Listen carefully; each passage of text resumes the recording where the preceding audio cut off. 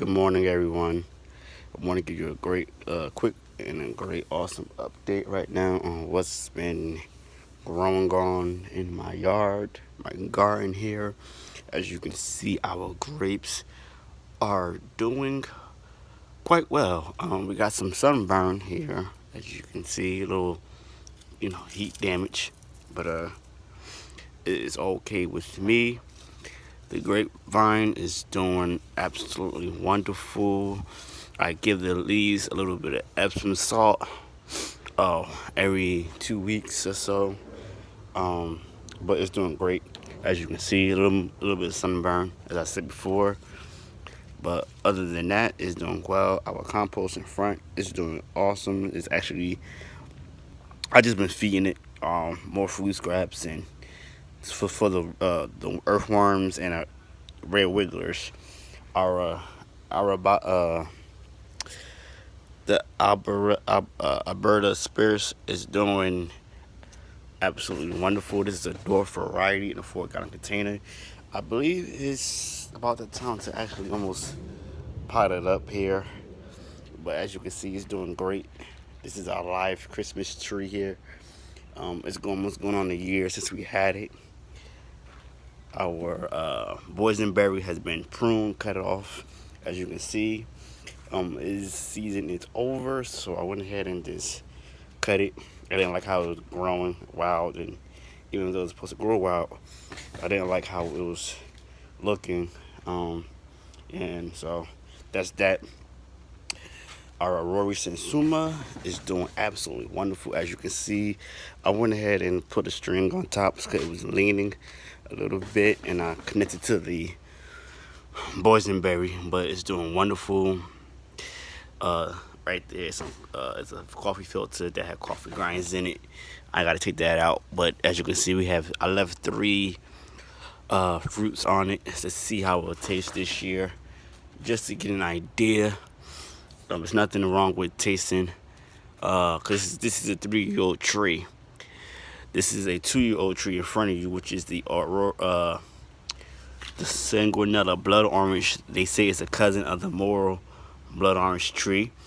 And this is its fruit is a little bit, I would say, on the spicy side from what I heard.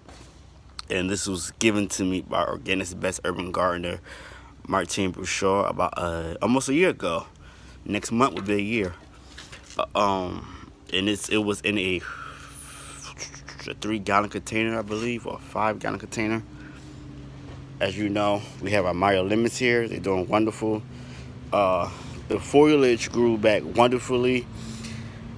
It bloomed again, but it lost its bloom due to the heat wave we had a couple of weeks ago, and it had fruit. The fruit burnt that was on here because of the heat, and the sun and this is directly in the sun, so that's why you don't see any more blooms or fruit on here, which I'm okay with. This to get all my fruit trees and the vegetables, like they get a dose of Epsom salt, about by a bi-weekly feed of Epsom salt, I would say. So that's why they're looking so deliciously green, and I'm grateful for that, because I thought that, as you can see, I thought that it was some of its growth was gonna stay a little bit yellowy, like this right here. Like this, it wasn't looking like this right here for a minute, and I got kind of worried because I thought that it was some deficiency in the foliage, but it wasn't, and it just took some time for the Epsom salt to kick in. I did not use any chelated iron as of yet. That's next week. I do my feed of chelated iron once a month at the end of the month. So that gives you guys an idea when you should start, or if you want to do in the beginning of the month or middle of the month, that's fine with you guys. That's your decision. Right here we have our blueberries, which is actually, it's still some blueberries on here that's trying to bloom out and grow, I guess. I don't know, but I haven't eaten those. But they are too tiny anyway. But it's growing wild right here, and it's time to Actually, almost pruned it back. This season, this is Sunshine Blue, which is done for the season. Uh, Over here, we have our yams, aka sweet potatoes, that are doing okay. Let's go this way. Our borage got scorched from the sun as well, but as you can see, I'm gonna leave it alone, keep it. I'm not gonna get rid of it because this is a perennial, so I'm gonna let it do what it do. Right here is our bell pepper, and it's finally blooming. As you can see, it took a long time for that to bloom. And then we have a volunteer here, which is the sugar snap pea from seed. Basil went to flower. We have our mammoth sunflower from seed that's growing, and you can see some leaf damage from the sun. The Mexican sunflower is done, look like, but it bloomed, and I'm happy and lost its leaves. Our mammoth sunflower here, as you can see, is doing great. And back of it is our lemon cucumber. This will be my first time having one, so I'm waiting for that to get a little bit more soft, and I will go ahead and pick it off. Corn is doing wonderful. I just harvested too, and we're gonna see how that tastes. It's a honey pearl variety, and it only got two that harvested, and then one fell off, as you can see here. And let's just see how it looks right now. And I'm not gonna eat this one, I don't think.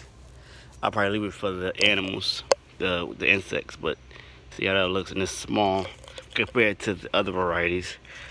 So I'll put it back down there for the bugs, so they have something to eat. Our flowers is doing okay. Collard greens is not. It's trying to flower though, like I don't know. Collard greens is doing okay. I harvest some so I can have it for my smoothie, green smoothie. Our mustard greens are in the back, and they went to flower actually because of the. But that's all right. I'm gonna let it do what it do. The pumpkin is not doing very well. Next year we're gonna try to plant it somewhere else in another location. It have not flowered. It flowered, but it did not give me any pumpkins. With that being said, our rosemary is doing okay. I'm thinking about moving it to somewhere else. It's been about almost a year since I had the rosemary. Tastes good though. Our Washington navel is looking kind of wild here, and that is due, due to no pruning whatsoever. But it's looking good. Our peach here is doing okay. Our two eggplants, Black Beauty, is doing great. As you can see, it's look purple right now, but it's not black yet. It's not ready to be picked. And there we go, another one. It's doing great. And we're gonna go back around here. We have a strawberry here, and we have a strawberry runner. This is an ever-bearing sweet variety. Our purple basil is in another location that is doing great as well. And here is one that is not ripening. Everything's looking good. I'm gonna get this one to my wife. Definitely get her that. Let her eat that. And let's go around. Oh, let me show you this. So, I'm gonna tell you guys, when you go to the nursery, just be watchful when you pick your vegetable starts, because we had a misprint on this variety. It said a cayenne pepper. However, we have a bell pepper, so someone must change the tag and label as a cayenne pepper when it wasn't.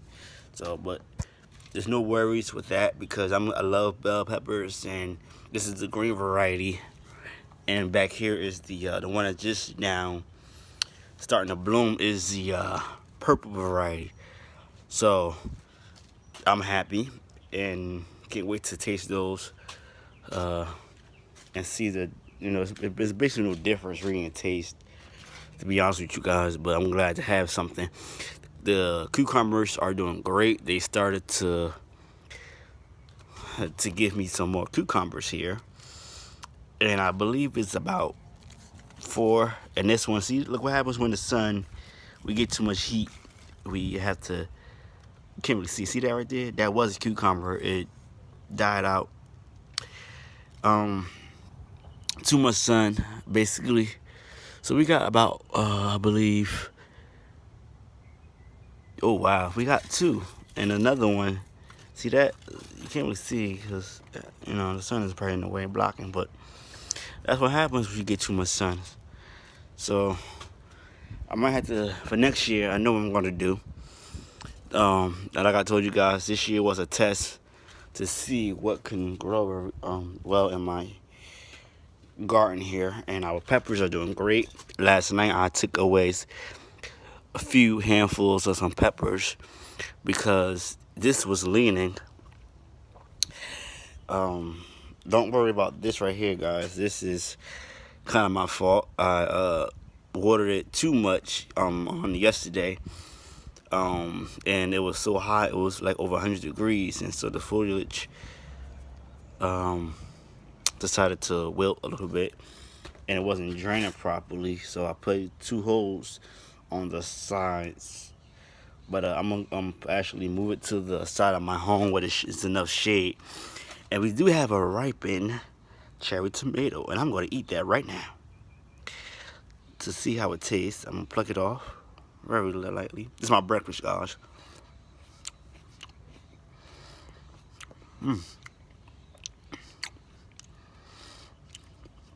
It's sweet. It's sweet, but it's not sweet as, they say, oh my God, it tastes like candy. Nah, it's not like that. It just tastes like a regular tomato to me. But it's good. It's nice and juicy. Over here we have some seeds, sunflowers. This is the Red Velvet Queen sunflower here. And I'm thinking about growing some more. These right here was supposed to be some seeds that did not sprout at all. So we're going to start over and try something different. I have not showed you the moringa tree, but this thing is starting to take shape here.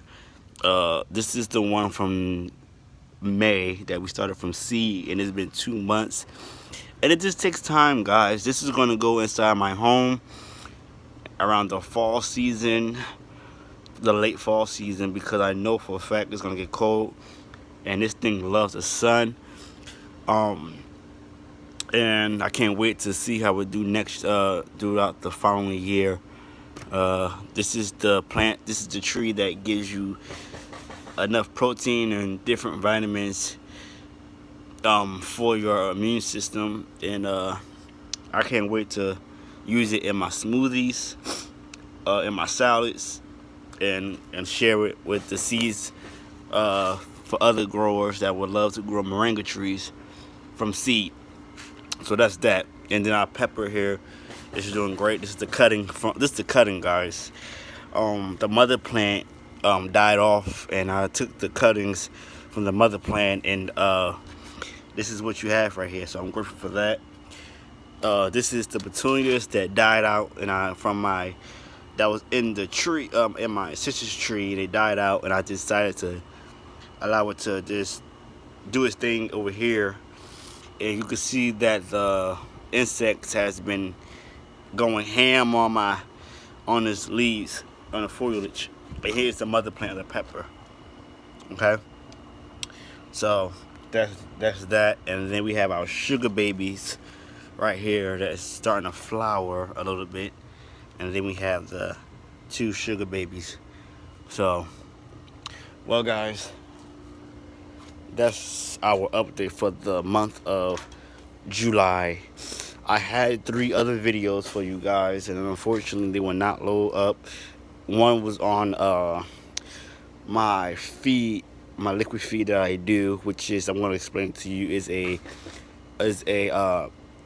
cup of molasses, unfiltered molasses, liquid molasses in a 5-gallon container,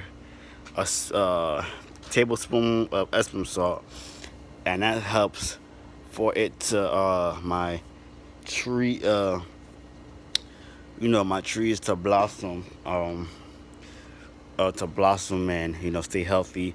And also that mixture is actually to help the soil, the bacteria in the soil to get fed properly. So all the insects and all that kind of stuff, eats the bacteria. So what you do is you wet the soil first before you add this product, because it's a product that helps break down the nutrients in the soil, and the insects go crazy for it. But it also helps the tree to blossom. So you don't have to use Epsom salt. That just keep the foliage on here green. But I like to just use a little bit of that. So that's a tablespoon of that.